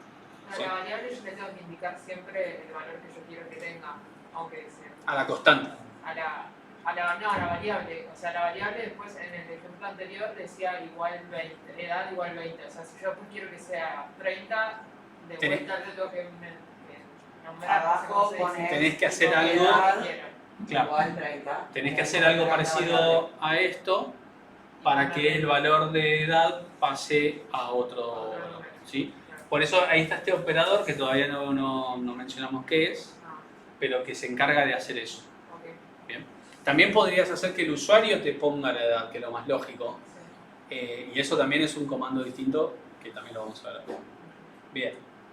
Expresiones, de vuelta, esto es más fácil que la definición que está acá. Piensen en una expresión como cualquiera de los elementos que se utilizan para poder formar una instrucción. Una instrucción es esto, por ejemplo. Edad igual 20 o asignarle 20 a la edad. Esto es una instrucción, ¿sí? Y acá, por ejemplo, hay una expresión. El 20 es una expresión entera, es un número entero. Eso es una expresión. Otra expresión podría ser 50 más 100, porque básicamente esto cuando se ejecuta y se procese, se va a terminar transformando en 150. Ese 150 lo puedo guardar en una variable, mostrar por pantalla, usarlo para hacer otra cuenta, ¿sí? Entonces una expresión es como el valor más mínimo que puede haber en una instrucción, ¿bien? Incluso una expresión puede ser utilizada o representada por una variable, porque aux menos 20 y aux probablemente también sea un número. Y lo que tenga en memoria este número, menos 20, va a ser de vuelta otro número que se puede guardar, mostrar, ¿sí? Lo que haga falta. Operadores. ¿Bien? Los operadores son generalmente símbolos, hay algunas palabras reservadas que también son operadores, que nos permiten hacer operaciones, por eso se llaman así. Nos permiten hacer operaciones con las expresiones esas que mencionamos recién. Existen algunos que ya conocen, ya usaron en los diagramas, como el operador de asignación, operadores matemáticos, relacionales y lógicos. Yo creo que estas cuatro clasificaciones ustedes ya las utilizaron. Y bueno, de dirección en dirección, de memoria dinámica, esos tal vez no, probablemente no lo utilizaron, ¿sí? Bien, el operador de asignación creo que era uno de los últimos que explicábamos. No sé por qué, porque tendría que ser el primero que explicamos, pero bueno, dormí al revés. Creo que arrancamos con los matemáticos, ¿sí? Entonces, los operadores matemáticos son esos símbolos, esos operadores que nos van a permitir hacer cálculos matemáticos, ¿sí? Tenemos el más para la suma, el menos para la resta, el asterisco para el producto, ¿bien? Con el asterisco multiplico. La barra de dividir, que es un capítulo aparte, ahora vamos a ver, porque hace la división real, pero también hace el cociente de la división entera. Bien, hace la división real, pero también sirve para hacer el cociente de la división entera. Y el símbolo de porcentaje, que uno creería, y el símbolo de porcentaje lo usaron para calcular porcentaje, no mi ciela, sirve para hacer el resto de la división entera, ¿sí? El resto de la división entera, si se acuerdan de cómo dividir con el, ¿no? Como hacían en la primaria, la división entera tiene dos resultados posibles, cociente y resto. Bueno, con uno me quedo con el cociente, con otro me quedo con el resto. Si no se acuerdan de eso, no se preocupen, ahora les mostramos un ejemplo. Pero ¿alguien se anima a decirme los resultados de estos cálculos como si fuesen el lenguaje del compilador? ¿Cuánto daría? Ah, y una cosa, los paréntesis. Como en la matemática, yo puedo separar en términos. Lo que está dentro de los paréntesis se resuelve primero, luego lo que viene en el siguiente par de paréntesis, y así hasta resolver toda la notación algebraica, ¿sí? No existe, como en la matemática, corchetes y llaves para separar en términos, solo paréntesis. ¿Bien? Entonces, ¿cuánto daría el primero de esos? Sí. Me lleva un tiempito. ¿El otro? Bien, hay que separar en términos. La computadora va a separar en términos, acá hay que separar en términos. ¿El otro? 2,5. ¿Vos decís? ¿Vos dijiste algo? No, dijiste algo. No, sí, tenía razón él. No, yo dije 2. Vos dijiste 2,5 y 2. Entonces, Team 2,5, a ver, levante la mano. No, tenía La división real sería 2. Ya está. La última. El cuarto Ese sí, 2,5. y el quinto. No, ese sería el 0.5 que sobra. El último 2, ¿no? Sí. ¿Cuánto daría? 0.50. Es entero. En este no puede dar nunca con coma, igual que en este. Ahora vemos la división entera, porque está complicada. El primero da 35, seguro, el segundo da 27. Acá hace la división entera, ¿sí? 5 dividido 2 está haciendo la división entera, o sea, el cociente, ¿bien? Y 5 resto 2, que es el de abajo de todos, está haciendo la división entera, pero quedándose con el resto. ¿Para qué es eso? Bueno, pensemos en algo indivisible. ¿Indivisible está bien dicho? Sí. Pensemos en algo que no se puede... no me sale lo que quiero decir. Hoy lo dije re bien y ahora no me sale. Pero bueno, imagínense que tengo 5 libros. y los quiero repartir entre 2 personas. ¿Bien? ¿Cuántos libros le queda a cada persona? 2. ¿Y cuántos sobran? ¿Tiene sentido que yo ese 1 lo rompa en la mitad y se lo dé a cada uno? Bueno, es indivisible eso. Tienen que quedar 2 para cada uno y 1 sobra. A eso me refería con indivisible. Pero en realidad está mal, lo dije mal porque estoy dividiendo, ¿sí? Entonces, eso es el cociente. ¿Cuántas partes enteras le queda a cada uno, básicamente? Y el resto es lo que sobró. El resto a veces podría ser 0. Pues si tenía 4 libros y 2 personas, es 2 para cada uno y no sobra ninguno. ¿Bien? Profe, ¿también se le dice mod al resto? Sí, en algunos lenguajes se usa mod para el resto. Exactamente. En un PDF que no me acuerdo qué materia era de Programación. Sí. Es posible que le digan mod al resto en otros lenguajes, sí. Pero matemáticamente es el resto de la división entera, ¿sí? Bien. Ahora, ¿cómo sabemos cuándo va a ser la división real y cuándo va a ser el cociente de la división entera con la barra? Bueno, es esta regla que traten de acordarse. Si yo estoy dividiendo 2 expresiones, es decir, 2 números o variables enteras, el resultado es el cociente. ¿Bien? 5, que es entero, dividido 2, que es entero, me queda el cociente, porque hizo la división entera.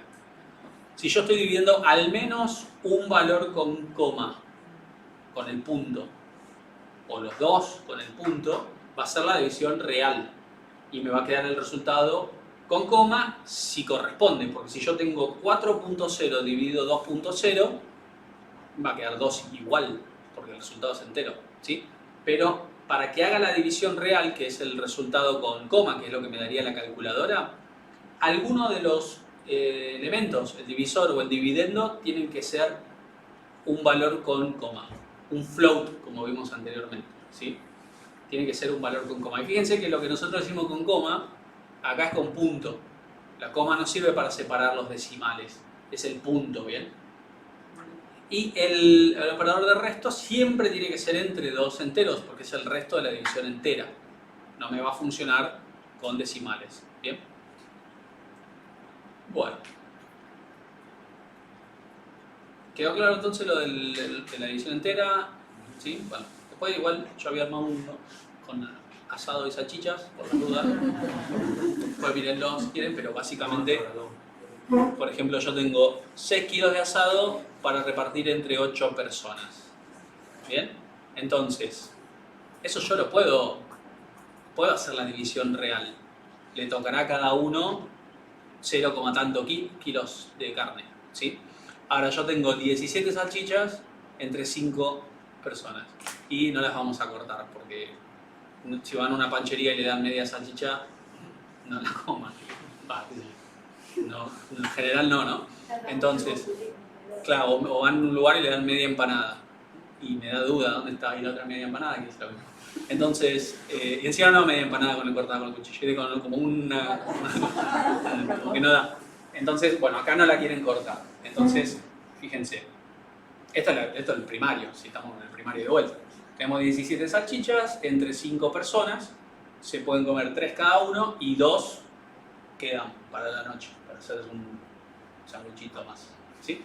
Y cuando estamos hablando de 6 kilos entre 8 personas, si seguimos esta cuenta nos da que a cada uno le corresponde 0,75, o sea 750 gramos de asado cada uno, ¿sí? Esa es la diferencia por ahí, ¿bien? Usted va a tener que darse cuenta cuándo quieren hacer la división que les va a dar un número real, cuando necesitan ese dato y cuándo se quieren quedar o con este o con este, ¿sí? O sea que fíjense que la división tienen que analizar bien qué tipo de división van a hacer. Bueno, los operadores relacionales, esto creo que es bastante sencillo porque en el introductorio ustedes tuvieron la parte de decisión simple, entonces los conocen. Son el mayor, el menor, el mayor o igual, el menor igual. Fíjense que el igual es 2 veces, ¿sí? el símbolo igual. Porque una vez el símbolo igual, como vimos en un ejemplo anterior, es la asignación, ¿bien? Y el distinto es el signo de exclamación y el igual, ¿bien? Estos me van a servir para hacer preguntas en una decisión simple, por ejemplo. Los operadores lógicos también, creo que lo conocen, son para que en una decisión simple o en una condición cualquiera sea, yo pueda juntar más de una proposición lógica, o sea, hacer más de una pregunta a la vez. Ahora no le vamos a dar mucha bola porque esto es como un pantallazo general. Cuando lleguemos a la parte de decisión lo vamos a ver en detalle. Y el operador de asignación, que este sí estaría bueno que se entienda bien. El operador de asignación lo que hace es asigna lo que se encuentra a la derecha del operador en la variable que está a la izquierda, ¿sí? Y como lo que hace es eso, escribir en la memoria lo que está a la derecha, ¿sí?, en la variable que está a la izquierda, siempre a la izquierda va a haber una variable, ¿sí? No puede haber otra cosa a la izquierda del operador de asignación que una variable. A la derecha puede haber lo que se nos ocurra, bueno, hasta cierto punto. Puede haber, por ejemplo, acá un número directamente explícito, o sea, constante, el número 50. Puede haber otra variable, puede haber un carácter, un texto. Fíjense que para poner el carácter X, yo lo puse con comillas simples. ¿Bien? Porque si no lo ponía con comillas simples y ponía la X sola, ¿qué creen que iba a entender? Estoy haciendo. Expresa en forma literal. ¿Cómo? Expresa en forma literal. No, sí, con las comillas simples lo expresa de forma literal. Estoy poniéndole a la variable carácter X. El carácter X. Es otra variable. Pero si yo no le pongo las comillas simples y tengo la X así Estás sola. asignando la X a la variable carácter. No, que estoy asignando una variable que se llama X a la variable carácter. Así la pones solo en texto. Así estoy poniendo a la variable carácter el carácter X. Si no tuviese las comillas simples, lo que va a entender es que hay una variable que se llama X, que puede tener cualquier cosa, puede tener, no sé, la Z, y eso es lo que estoy asignando, ¿sí? Claro. Es parecido como el que está arriba. Acá yo no estoy asignando la letra B a la variable A. Yo estoy asignándole lo que contiene la variable B a la variable A, ¿sí? También puedo hacer una operación matemática y el resultado de eso guardarlo en la variable. Por ejemplo, acá primero va a buscar lo que tiene Kant, lo va a multiplicar por lo que tiene PU y el resultado, que probablemente sea un número, lo va a guardar en precio. ¿Bien? Y acá, fíjense, esto es lo que demuestra que el operador de asignación, el igual, no es el igual de la matemática. Porque el igual de la matemática representa una equivalencia, ¿sí? Yo puedo decir, edad es equivalente a 50, por lo tanto podría decir de otra manera, 50 es equivalente a edad y tendría sentido. Ahora, ¿qué sentido tendría esto en la matemática? Como cont puede ser equivalente a cont más 1. No tiene ningún sentido eso en matemática. Entonces lo que está haciendo realmente en la programación, que en programación tiene total sentido, es, imagínense que cont vale, qué sé yo, 5. Entonces lo que está haciendo acá es 5, que es lo que tiene cont, súmale 1, o sea, ahora es 6, y guardarlo en cont. Quiere decir que lo que hizo esta instrucción es sumarle 1 a lo que tenía la variable. ¿Sí? Incrementó en 1 el valor de la variable. Fíjense entonces que la asignación lo que hace es, lo que está a la derecha lo guarda a la izquierda, y de ninguna manera lo que plantea es una equivalencia. Por lo tanto, cosas como esta no tienen ningún sentido. Por ejemplo, tratar de asignar una variable a un número constante no tiene sentido. A la izquierda siempre tiene que haber una variable. Bueno, esto menos que menos, ¿sí? Asigno 50, 50, no va a compilar. Esto sí compila. Esto de abajo sí compila, pero no tiene sentido. Porque estoy diciendo que lo que tiene edad lo asigna en la variable edad, que es lo que ya tenía. Entonces, es completamente redundante y lo único que hace es agregar confusión al código. No ayuda para nada, ¿sí? Entonces, si bien compila, está muy mal utilizarlo. No tiene sentido. Bueno, vamos a hacer este ejercicio rápido porque se está haciendo medio tarde. En el CodeBlocks, si lo podemos dejar codificado. Por ahí ahora lo voy a escribir medio rapidón, pero después lo vamos a ver más lento en el transcurso de la siguiente semana, ¿sí? Vamos a hacer este ejercicio, que es el que, no sé, por ahí vos dijiste, por eso te dije es el ejemplo. Sumar dos números enteros. No se spoileó. No se spoileaste el ejemplo, pero bueno. Sumar dos números enteros. La mamá le spoileó, porque fue tu mamá, ¿no? La que Mamá fue la que me dijo eso. en la operación, primero la información de salida va a ser el resultado de la suma. Si son enteros, sumando dos enteros también voy a tener un entero. Y el proceso va a ser hacer la operación matemática de suma, ¿bien? Entonces, estas serían las instrucciones para cada uno de los pasos, ¿bien? Un paso extra que no lo hacen ustedes en los diagramas es declarar las variables que voy a necesitar. Y recuerden, para declarar una variable que voy a necesitar, lo que tengo que decir es tipo de datos de la variable, en este caso como son números enteros es int, y cómo las voy a nombrar. Lo ideal ahí, o consejo mío, porque ustedes pueden ponerle, no, te iba a decir una guaranga, pueden ponerle Cacho, Tito y, ¿no? y Juan, ¿no? Pero yo les recomiendo que pongan un nombre que represente, o sea, si yo veo num1, num2 y resultado, lo voy a entender mejor a que si dice X, Y y Z. ¿Bien? Entonces, por favor pongan nombres bien descriptivos a las variables. Tampoco hace falta que sea un libro. Algo, resultado, suma, una cosa así. ¿Bien? Bueno, el siguiente paso lo que hace es ingresar por teclado el número, el usuario ingresa por teclado el número y lo que ponga cuando presiona Enter se va a guardar en la variable num1. Lo mismo abajo. La de aquí lo que hace es lo que vimos recién con la palabra asignación. Va a sumar lo que tiene num1, lo que tiene num2 y ese resultado se va a guardar en la variable resultado. Y por último, cout lo que va a hacer es mostrar por pantalla el contenido de resultado que va a tener el resultado de la suma. ¿Bien? Ustedes esto es el código. Ustedes en diagrama harían un diagrama como este. Ingresarían el primer número, luego ingresarían el segundo con este símbolo. La operación es igual, fíjense en el código, es igual que en el rectángulo. Y después mostrarían por pantalla el resultado, ¿sí? Yo les propongo lo codifico en el codeblock, ¿sí?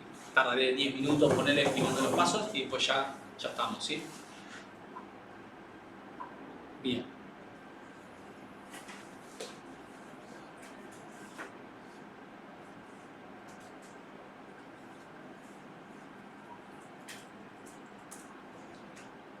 Bueno, entonces yo estoy acá en un directorio que creé, ¿sí? Que se llama lab1 clase 1. Está vacío como pueden ver. Yo voy a abrir Codeblocks. Ustedes, si por ejemplo lo instalan en Windows, también tienen un menú parecido. Buscan el icono del programa instalado y les va a abrir una pantalla como la siguiente. Van a ir a File, New, File, ¿bien? Y van a elegir de todas estas opciones que les figura C, C++, Source, ¿bien? Eligen esta opción. Hacen click and go, les va a aparecer un asistente que siempre básicamente van a elegir lo mismo. Van a elegir que el lenguaje de programación es C++. Y acá les pide, antes de empezar a editarlo, guardarlo, ¿bien? Entonces, acá hay un botón que por ahí no se ve en el proyector, pero hay un botón que les permite elegir dónde guardarlo. Yo lo tenía en UTN, lab1 clase 1, y a este le voy a poner como nombre suma, como nombre de archivo, y ustedes saben que los archivos tienen una extensión, ¿bien? La extensión siempre va a ser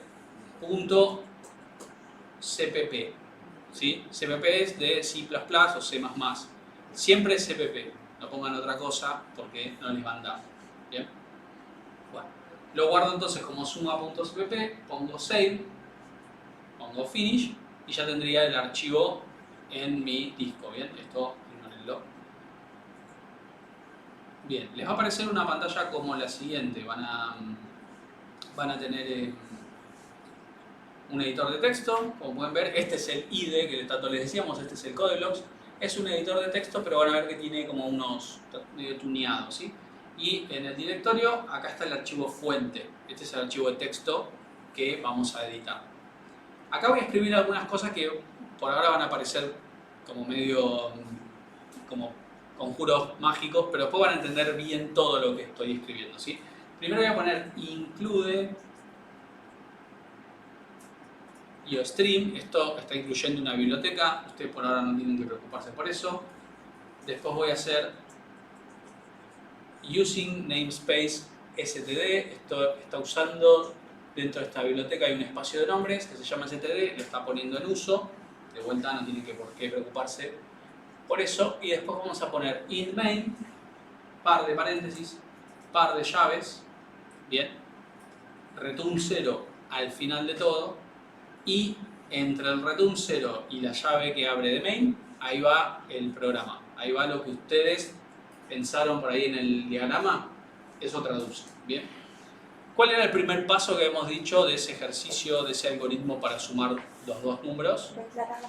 Declarar las variables. Entonces, habíamos dicho que eran enteras y que le vamos a poner un nombre bastante descriptivo, así que vamos a ponerle num1, num2 y suma.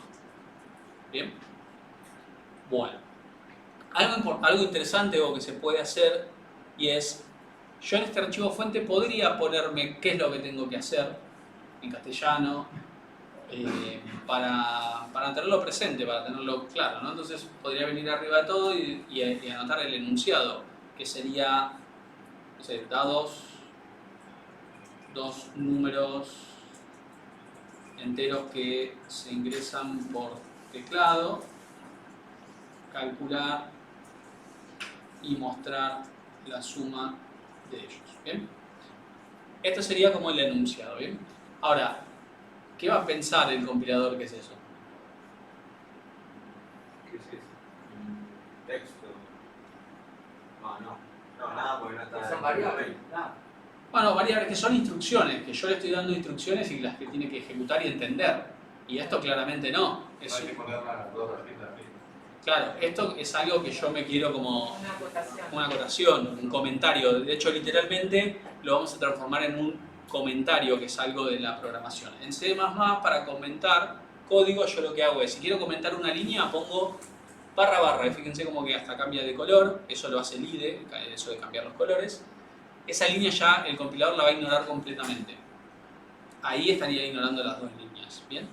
Ahora, si yo quiero comentar muchas líneas a la vez, lo que hago es barra asterisco, eso abre como el inicio del comentario, fíjense me comentó hasta lo que quería que esté, y lo cierro con lo inverso, asterisco barra.